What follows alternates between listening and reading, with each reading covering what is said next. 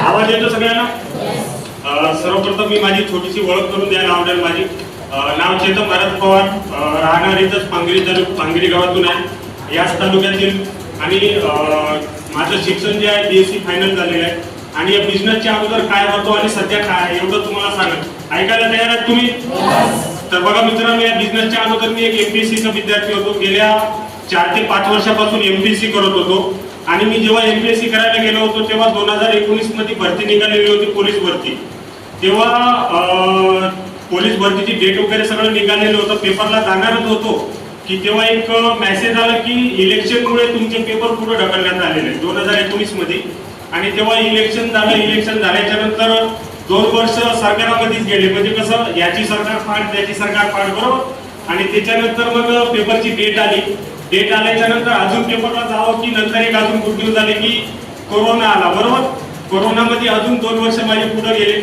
आणि पुढे गेल्याच्या नंतर मग जे समजा तयारी होती माझी पोलीस भरती तिथे अर्धी तर तिथं संपली होती, कारण 2 वर्ष इलेक्शन मध्ये आणि 2 वर्ष कोरोनामध्ये, बरोबर. त्याच्यानंतर मग पेपरची डेट आली. आणि डेट आल्याच्या नंतर जेव्हा मी पेपरला जात होतो तेव्हा असं कळलं की एका जागासाठी 102 उमेदवार होते पोलीस भरतीच्या. आणि एका जागासाठी 102 उमेदवार, मला गॅरंटी नव्हती कारण मला लागायला म्हणून, कारण 102 उमेदवार म्हटल्यावर माझी तर काही कुठं हेच नव्हती. तर मी विचार केला, म्हटलं असंच जर आपण चालत राहिलं तर आपली काही जॉब लागायची गॅरंटी नाही आहे.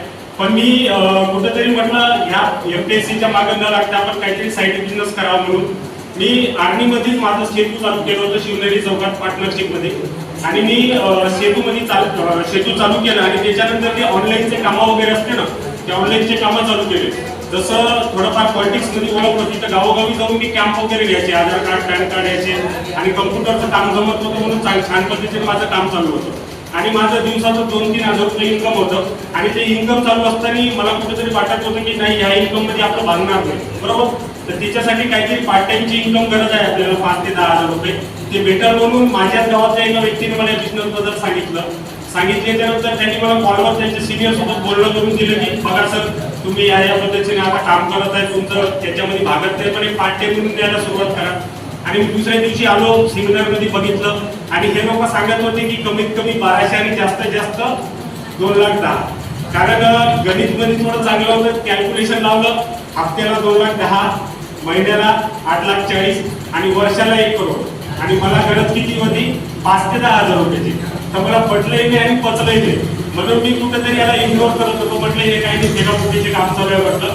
आणि मी बाहेर निघायला करत होतो तेव्हा जर एका ज्यांनी मला आणलं होतं त्यांनी त्यांच्या सिनियर सोबत बोलणं करून दिलं. त्यांनी मला डाऊट न घेता डिटेल घेण्यासाठी सांगितलं. मी नाही का काय केलं, त्यांचे जे स्टेटमेंट होते ना बँकेचे, ते स्टेटमेंट बघितले की खरोखरच यांच्या अकाउंटमध्ये पैसे आलेले आहेत का, बरोबर. तर त्यांच्या अकाउंटमध्ये बघितले, खरोखर पैसे वगैरे येऊन होते, सगळं पटलं मला. अजून काही डिटेल घेतल्या मी. कंपनी पुढे चालून बंद नाही पडणार, कंपनीचं फ्युचर आहे का, प्रोडक्टचे काही रिझल्ट वगैरे आहेत का, बरोबर. हे सगळे डिटेल वगैरे घेतल्याच्या नंतर काही गोष्टी मला पटल्या आणि कामाला सुरुवात केली.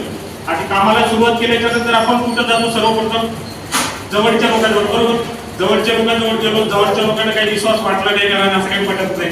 मग तेव्हा एका 2 अनोळखी व्यक्तींना घेऊन समजा सुरुवात केली आणि आज PC पर्यंत आलो. त्या दोन्ही व्यक्तीचे मी धन्यवाद करतो. आणि बघा, सुरुवातीला काही अडचण आल्या इथपर्यंत पोहोचण्यासाठी, ते अडचण वगैरे सगळे सॉल्व्ह केले. आणि याच्यामध्ये मला 2-3 गोष्टी काही पटल्या. बघा, आता जसं आपण नाही का किराणा दुकानात जातो, बरोबर, सगळे लोक दर महिन्याला नाही का किराणा दुकानातून आपल्याला 5 ते 10 हजार रुपयाची वस्तू लागते, बरोबर. आपण सगळे आणत असतो. जसं किराणा दुकानामध्ये तुम्ही 10 हजार रुपये दिले, 10 हजाराची वस्तू आणली, दुकानात काही राहिलं का आपलं किराणा दुकानात? काहीच नाही राहिलं, बरोबर. पैसे दिले, वस्तू घेतली, देवाणघेवाण झाली, काही राहिलं नाही. त्याच पद्धतीनं मी इथे विचार केला की मी जर 10 हजार रुपये दिले तर मला माझ्या चॉईसनं लागणाऱ्या वस्तू भेटणार, बरोबर. मी ते वस्तू घरी वापरलं तर चांगला रिझल्ट पण येणार. ते सगळे काही प्रोडक्ट वापरले, मी अनुभव घेतले, चांगले छानपैकी रिझल्ट वाटलं. आणि विचार केला की आपलं काही इथं नुकसान काहीच नाही, बरोबर. आणि काम केलं तर आपल्याला पैसे पण भेटणार. मग कामाला सुरुवात केली. त्याच पद्धतीने याच्यामध्ये 2-3 अजून गोष्टी आवडल्या, जसं नॉमिनी फॅसिलिटी, बरोबर, ऍक्सिडेंट विमा वगैरे. आता मार्केटमध्ये ऍक्सिडेंट विमा कुठंच नाही, गव्हर्नमेंट अधिकाऱ्याला नाही, कारण 2005च्या अगोदर सगळे बंद झाले. त्याच्यामध्ये 3 लाखाचा विमा आहे. त्याच्यानंतर एका जे आपली आयडिया आहे ते जशाल तसं आपल्या फॅमिलीच्या नावावर ट्रान्सफर करून आपल्याला समजा जशाल तसं इन्कम वगैरे भेटणार, नाही वगैरे भेटणार, त्या पद्धतीने सगळं काही आवडलं, सुरुवात केली. आणि ज्या व्यक्तीने मला समजा हे बिझनेस दाखवलं, माझ्या गावातले माझे अपलाईन शंकर फुलारे सर यांना कोटी कोटी वंदन करतो. वेळोवेळी मला सपोर्ट करणारे संदीप लिंबोळे सर यांना सुद्धा कोटी कोटी वंदन करतो. त्याच्यानंतर जेव्हा मी निगेटिव्ह व्हायचं तेव्हा फोनवरून बीडवरून मला कॉलवर सांगायचे की नाही सर तुम्ही करू शकता, तुम्ही इथपर्यंत जाऊ शकता. असे माझे ग्रेट आपले शहाजी गुंजाळ सर यांच्यासाठी सुद्धा कोटी कोटी वंदन करतो.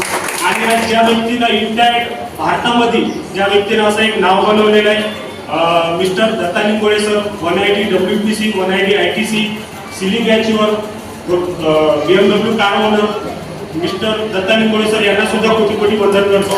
आज त्या व्यक्तीला पाहून आम्ही जे कामाची पद्धत आहे समजा ते आम्ही छान त्या पद्धतीने कामाला सुरुवात केली आणि इथंच थांबतो. जय हिंद, जय महाराष्ट्र.